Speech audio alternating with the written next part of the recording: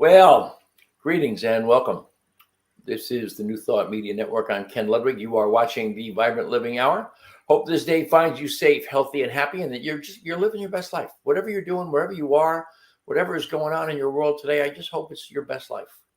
I hope that's how you feel about everything that you're doing, and that everything you endeavor to do unfolds that way as your very best life. Hope that's what it is. I'm working on that every day myself to manifest my best life. I've been really kind of interestingly going back to basics, going back to my roots, my metaphysical roots, my science of mind roots, to go back to things that really maybe I've just forgotten about. I'm not as tuned in as I might be to my higher self.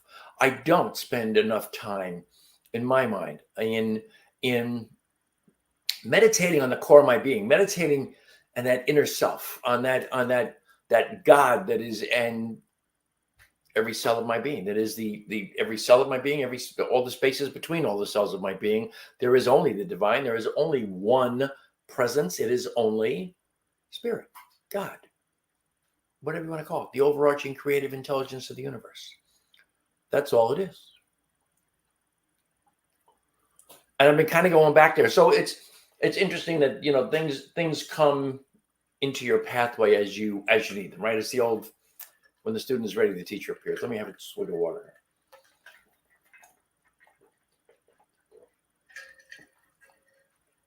You might notice there'll be no CBD infused coffee here today. And the reason is because just before the show, I was running around like a maniac doing some grocery shopping and stuff. And I came home and again, running around like a maniac, putting all the groceries away. And by the time I got them away, I was soaking wet. And it's just too hot and muggy here in North Carolina to be doing a hot cup of coffee during the show. So maybe next week we'll get back to our CBD infused coffee. But for years and years and years, I read every single morning out of Science of Mind 365 as part of my meditation and prayer work. Every single day. And if I missed a day, then the next day I read the day before and today. And so I never, ever was not up to date, up to speed with what the latest was from 365. I put it down years ago. I'm not sure when, but I put it down a long time ago, and I just stopped using it. Just recently, my beloved Lisa plucked it out, and she's been using it. And she found a couple of things that were she thought would resonate with me, and she kind of marked them and put the book by my meditation space. And one of the things that she came to first and foremost, this is something many of us wrestle with a lot. I'm going to read a lot of stuff today. I apologize for that, but it's just good information. We all struggle with abundance and our mindset around manifesting and money and all of those things. We all kind of have some kind of history with that, whether it's good, bad, or indifferent. We all have some kind of baggage, if you will, around that kind of stuff. Certainly my generation, baby boomers, we all have that kind of baggage left over from being raised by parents who were children of the Depression and had a whole different mindset around money and work and work ethic and working hard to make money. And the only way you made money was to work hard. And their mindset was really just about do, go. And we were all raised by that. And, we were raised by things like, what do you think? I'm made of money. Money doesn't grow on trees. When I wanted money, when I was a kid, when I wanted money, I had my first job as a newspaper boy, a paper route, when I was 13 years old. And I distinctly remember just before I took over the route, I said to my dad, that paper route I'm going to take over next week? He said, yeah. I said, I don't think I want to do that. And he said, oh, you'll do it. And never, ever even dropped his newspaper to look over it and say that to me. He just said it while he was in the middle of reading. Oh, you'll do it. I've had a job ever since of one kind or another. Fortunately, 15 or 16 or whatever it was years ago, I managed to transition into being an entrepreneur and work for myself. But still, I've always worked for a living. And that is just part and parcel of being raised in that mindset, that mentality. So I believe this is from June. It is June 11th.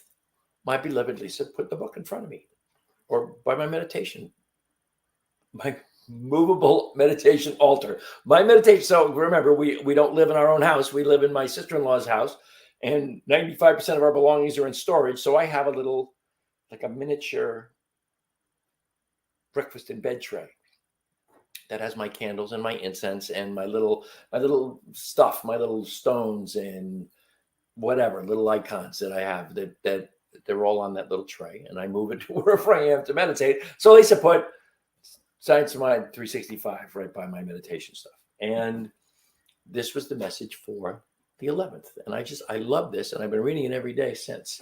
It's titled Spiritual Substance is My Supply, and it goes like this. I know that spirit fills all space and animates every form. Therefore, spirit is the true actor in everything. But I also know that spirit can only act for me by acting through me. This means simply that God can only give me what I take. I am conscious that as I daily enter into my divine inheritance in my thought and in the spirit, I am entering into the realm of absolute causation. And I completely believe that from this secret place of the Most High within me, there shall be projected an objective manifestation of every legitimate desire. Am I really accepting abundance? Is my thought really animating my experience with the idea of plenty? Am I affirming that divine substance is forever flowing to me as supply? Today, I praise the abundance in all things. I animate everything with the idea of abundance. I am remembering only the good. I am expecting more good. I am experiencing good. I acknowledge the good working everywhere. I give thanks that this good is flowing into my experience in ever increasing volume. There is that within me that sees, knows, and understands this truth that completely accepts it. There is good enough to go around. Therefore, I do not withhold that good from myself or others, but constantly proclaim spiritual substance is forever flowing to each and all as supply. I absolutely love that. I absolutely love that. And there's the piece there. There's two paragraphs. The end of the first paragraph is the real kicker for me, which is and it's a long one, but I'm going to read it again. I am conscious that as I daily enter into my divine inheritance in my thought and in the spirit, I am entering into the realm of absolute causation. And I completely believe that from this secret place of the Most High within me, there shall be projected an objective manifestation of my every legitimate desire. How's that? Every legitimate desire, there will be projected an absolute objective manifestation of every legitimate desire. If I truly believe that I am entering into that realm of absolute causation, that is as much a part of me as it is a part of the universe. That sacred place of the Most High within. And then the questions that come right immediately after that. Am I really accepting abundance? Is my thought really animating my experience with the idea of plenty? Am I affirming that divine substance is forever flowing to me as supply? Those are questions that I think are worth asking every single day. Am I doing that? Am I absolutely filling my mind with thoughts of the supply that is absolutely caused by me, that is manifested by me? Am I doing that? Am I doing that? So I've been reading that one every day, trying to get myself back into that mindset of if we want to experience more, better, bigger in our lives, we have to align with it in that infinite ocean of possibilities. We have to. Otherwise, forget it. I posted today on Facebook a number of quotes from Albert Einstein. And one of them is that whatever it is that you want, you must absolutely align yourself with the vibration of it. And it just absolutely must come to pass. I'm saying absolutely not. It must come to be your reality because there's no other possibility. He said that's not philosophy. That's physics. It is physics, metaphysics. Actually, Einstein also said the more he got to know about physics, the more he leaned towards metaphysics. There is an infinite ocean of possibilities, that quantum field, that in which everything exists. Every desire we could possibly have, everything we can conceive of in our reality is in that quantum field. It couldn't exist there if we hadn't thought of it. Every possibility for our lives exists in that quantum field. And the only way we get to experience the things that we desire is by aligning with the vibration of what it is in the quantum field that we want to experience. And taking it. Holmes talks all the time, Ernest Holmes talks all the time in terms of taking what we desire. We take it from the infinite ocean of possibilities. That's where it is. And that's where we take it from. God can only do for me what it does through me. And what it does through me is allow me to take all of its plenty, its abundance that it has given to me. There's that great quote in the Bible. Is it from Malachi? Where the divine challenges us to, if the divine would open up the heavens, would we have space enough to appreciate the manifestation? That's not a quote. But it's a great Bible passage. I believe it's Malachi. Just look that one up. It's great. So things are coming to me as I'm trying to get myself into that mindset of realigning myself, reacquainting myself with the simple, with the truth. We as human beings, we get so involved in all the readings and the workshops and workshopping our shortcomings so that we make our shortcomings better when we shouldn't even bother with them. We should just be concentrating on the things we're really, really good at and the things that really work for us. And the other stuff will follow behind. We don't need to work on the stuff we're not good at. It'll follow if we continually are putting out the absolute best we have in what we know and what we can do and what we're good at.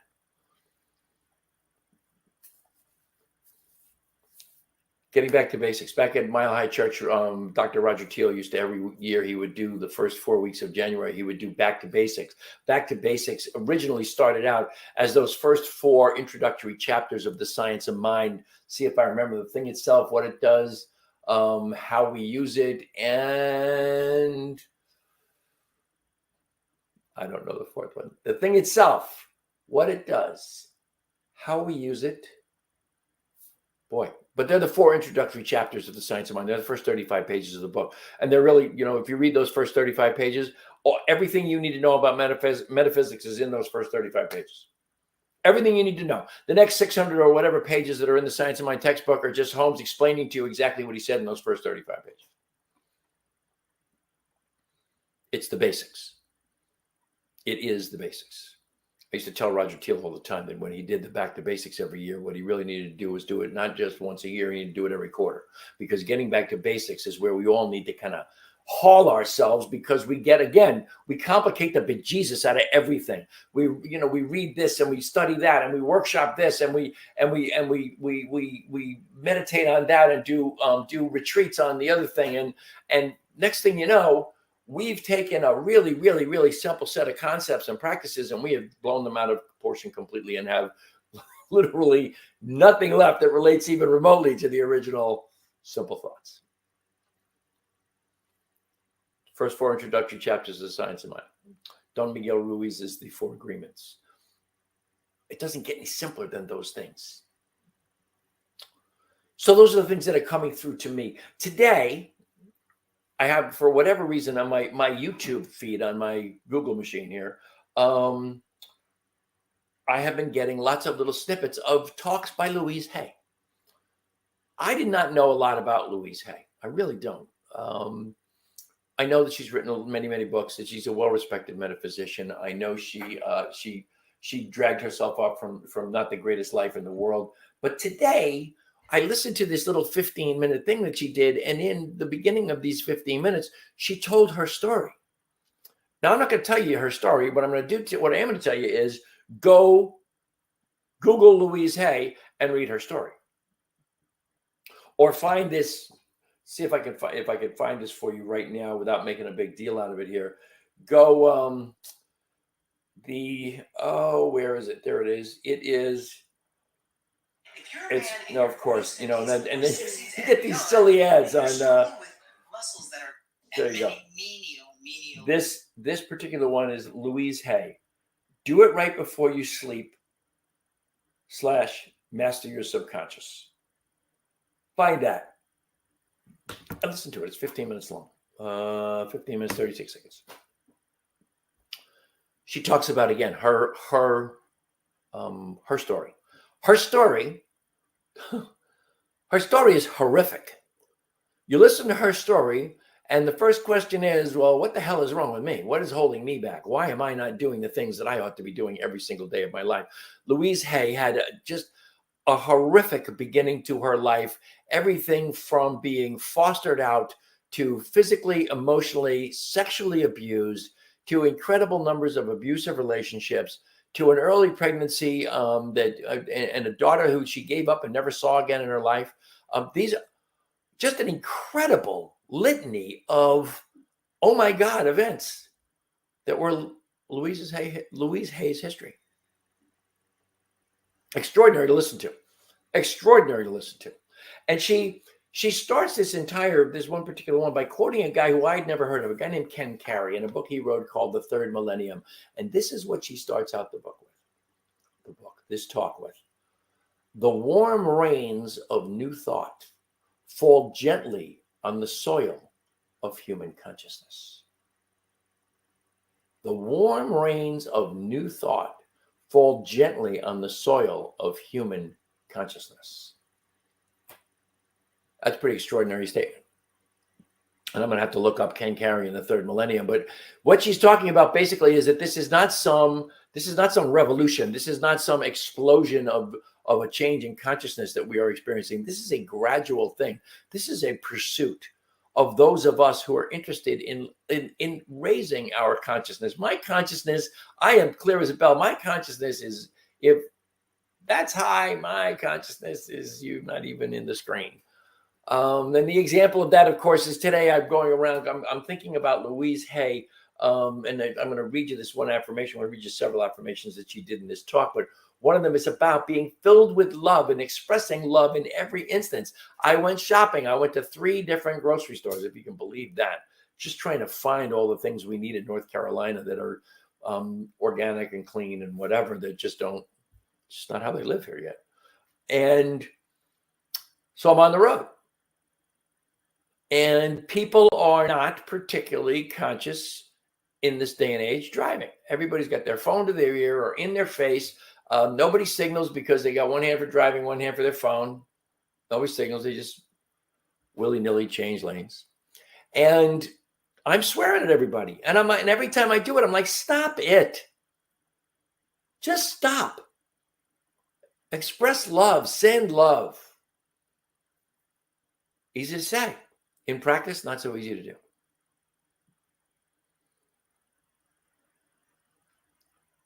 But once again, it's about getting back to the basics of healing that thought process, that mindset that swears at every unconscious driver out there. And you get back to the basics by practice. And of course, DSP, daily spiritual practice, and focusing my attention on getting past the negative thinking, getting back to the abundant thinking, getting back to the knowledge that, that God is my unfailing, infinite supply. And just know that everything that is happening in my life is absolutely happening for me. It's for my highest and best, for my good. I talked about that on a show a while ago, or maybe I just did it in an Instagram post, but nothing's happening to us. Everything's happening for us. And the reason I know it's happening for me is because every single thing that happens is a manifested moment. And it's a manifested moment for my thoughts, my goals, my intentions, my beliefs, all of the things that run through this little subconscious head of mine. Those are the things that manifest my reality. So they are all coming from me. They absolutely must be for me. And they must be happening for me because they're happening from me. So getting back to the basics and making sure that when the universe says yes, which is the only answer the universe has, the universe always and only says yes. So my job is to make sure that when the universe says yes, that yes is going to work for me. And the way I do that is to be positive, to be affirmative, to do my prayer work, do my DSP, to do my affirmations. Yes, and to do, and to do the readings, but not get so caught up in the readings that I wind up doing more homework than I do actual in the real world work.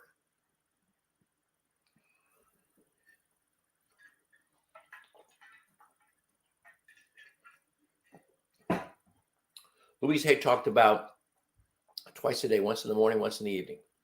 Get in front of your mirror. Never done this. I've never done this in my life, and I've only heard it 1,000 times. And I may, for the first time, change that paradigm. I may start doing this. I shouldn't say may. I think I will start doing this, and I will start doing it because I've heard it so many times. It's like acupuncture. People haven't been doing acupuncture for millennia because it sucks. They do it because it works. Affirmations work. Repetition works. Training the subconscious mind with repetition works. So Louise said, get in front of your mirror every single day, twice a day. And say, I am filled with unconditional love, and I share it today. I am filled with unconditional love, and I share it today. I am filled with indescribable joy, and I feel it today. I am filled with indescribable joy, and I feel it today. I am filled with deep, serene peace, and I experience it today. I am filled with deep, serene peace, and I experience it today. I am connected with infinite wisdom, and I listen for answers, and I receive those answers today. I am connected with infinite wisdom, and I listen for answers, and I receive those answers today. Now, I have a whole slew of affirmations that I do every single morning. I have 6 pages of affirmative thoughts and expressions and things that I read. And then I have this little book here, a little book that I've had for many, many years that this little thing here, and it's got this little book inside of it. I never get it in front of the camera right. And in here I have another half a dozen pages of or more of affirmative thoughts, prayers, just good positive things that I fill my head with every single morning of my life. I'm a firm believer that the best affirmations in the world are the ones we make up ourselves for ourselves. But that doesn't always come easily. So sometimes we need to use other people's thoughts. And I don't know that there are better thoughts than Louise Hay's. She meant to grab the book today, and it's not in this room here. Animal Wisdom, it's called, I believe, that Louise Hay wrote, where she goes through a litany of all different ailments, diseases, and affirmations to mitigate those based on what those diseases are an expression of in thought or in mind. Fascinating book. But if Louise Hay and everything that she accomplished, if she is a proponent of this, and this is something I've heard about my entire life, jeepers, why aren't I doing it right now? Did I just say jeepers? So yeah, back to the basics. Simplistic. Go to Google, read about Louise Hay.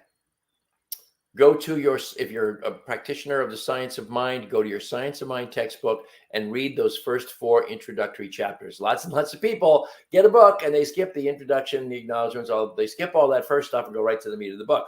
Well, I'm one of them as well. But I discovered years ago, I've read the Science of Mind textbook 3.5 times. The first time I read it, I think I decided I was going to read the whole thing. And I read the introduction. The introduction was like mind-blowing. 35 pages of OMG. Check it out. It'll work for you. In fact, read that whole book. I always found it fascinating that we study the science of mind and we go through the classes and then become a practitioner. And, I was a practitioner for 14 years. And when you become a practitioner, you do all of this prayer work and you do all these things. But the one thing that none of those classes ever required us to do was to read the Science of Mind textbook. And the whole philosophy is in that book. I read the whole Science of Mind textbook before I ever regularly attended a Science of Mind church or ever went to a class. I had already read the entire textbook. An ex-girlfriend gave me the book back in 2000, not 2000, back in 1999, I believe she gave me the book. It might have been 98. I had been studying metaphysics since about 93. And I started dating her and she gave me that book for Christmas one year. Anyway, and she'll be the person who connected me to the Science of Mind. But that's all well and good. You got to read the book. Ernest Holmes wrote whatever it is, I don't remember now, 26, 27, 28 books. I've read 13 or 14 of them. They're all fabulous, but nothing is the Science of Mind textbook, which is, by the way, it's not called the textbook. It's just called The Science of Mind. Written in 1927, I believe. I think he wrote it the same year that Bill W. wrote the big book for Alcoholics Anonymous. A lot of connections through all of that thought. The rains of new thought fall gently on the soil of human consciousness. Don't forget that one. That's a beauty. So you know what? That's really, I don't want to get repetitious here. That's all I have for you today. I want you to always remember that New Thought Media Network is a nonprofit organization. And if you go to ntmedia.org, newthoughtmedia.org, ntmedia.org, click on donate, just donate. Whatever you're compelled to provide for our well-being and the continuation of what we are doing here. This network, by the way, is growing by leaps and bounds. We are global. We are just involved in so many different things with the Association for Global New Thought, with the Centers for Spiritual Living home office, with churches around the planet doing actually the driving force here of New Thought Media Network. Reverend Robert Brzezinski is going to be speaking at a church in, I believe, Switzerland within the year. So donate. Help us to keep going. Help us to continue doing what we're doing here. As always, I want you to remember, that the world's greatest CBD is provided or manufactured and distributed by HempWorks. They are the sponsor of my show. This is the best CBD on the planet. The processing of this CBD yields the purest, cleanest, most potent result of any processing that exists. And it is third-party validated. It is traced from seed to bottle. It is one heck of a CBD product. They also have the broadest line of CBD and hemp-infused products of all kinds you're going to find anywhere. Skincare, hair care, topicals for pain, gummies. By the way, brand new gummy, Delta 10 gummies. Each one has 25 milligrams of Delta 10 THC in there. And I'm here to tell you, I just got them. I use them two things: for nerve pain relief, for sciatic pain, and for sleep. It works really well on the sciatica, but it works incredibly well for sleeping. So just so you know that, you can find me and ask me about it. But hempworks.com/Ken Ludwig is where you can find all about all of that stuff. You can reach me at teamrockitnow@gmail.com. You can go to my Facebook page. My beloved Lisa and I have a branded Facebook page called Vibrant Aging, which of course goes hand in hand with the Vibrant Living Hour. If you are interested, if you're an Instagram person, I am working on my Instagram presence at evolving_hippie on Instagram. And if you want to know more about the other things, I don't ever represent anything that I can't use and that I don't believe is great products. So I want you to know that if you go to mydailychoice.com/Ken Ludwig, you'll also see other amazing products that I both use and endorse. one more time, make sure you go to, where'd it go? Where did it go? Somehow, there you go. I lost my banner there. Our donation page, newthoughtmedia.com and newthoughtmedia.org and teenmedia.org. Go ahead and find me there. I'm sorry, donate there. Find me at teamrocketnow@gmail.com. I, as always, am immensely grateful for the great gift of your time and your attention. I wish you all the love and all the blessings that the universe has to offer. I hope you will join me next Thursday and every Thursday for the Vibrant Living Hour. But until then, my friends, namaste. Namaste and have a fabulous day.